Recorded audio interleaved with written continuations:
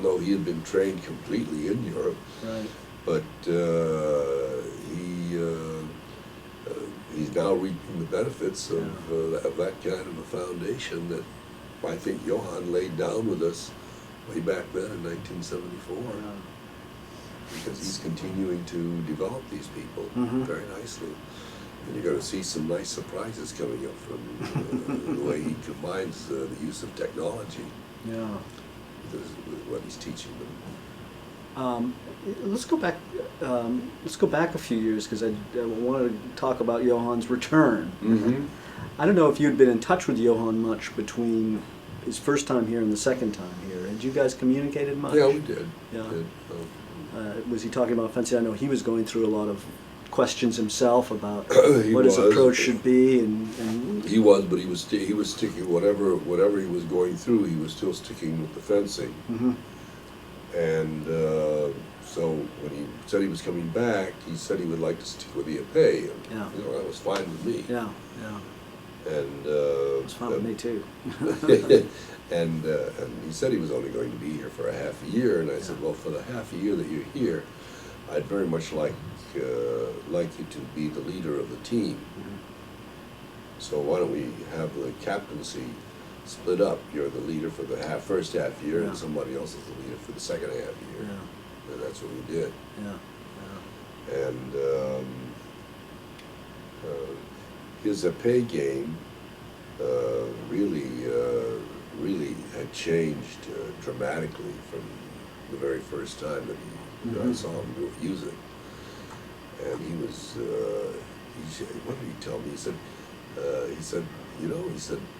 the person who can retreat, who can change directions quickest on the strip is the person who has the advantage. Interesting. Yeah. And this was different from before. Yeah. Keeping your distance and then putting in the different change of tempo and so on. This was quite different. Yeah. So he was concentrating on something else now and adding it into his paradigm. Yeah.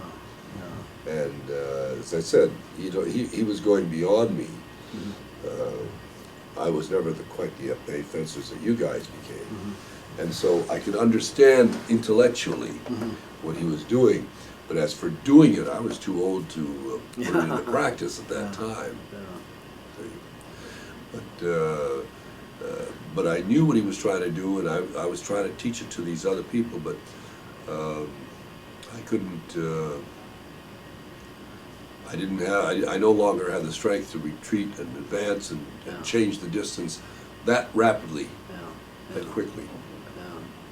Well, I wonder what John Shank thought, because I sort of felt he incorporated a lot of that in the work we did together.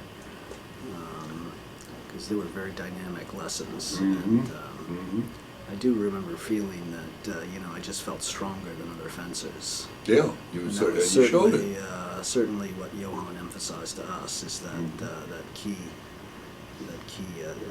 discipline of conditioning and the strength and mobility. And reacting. So quickly. And also going back and forth. I mean, right.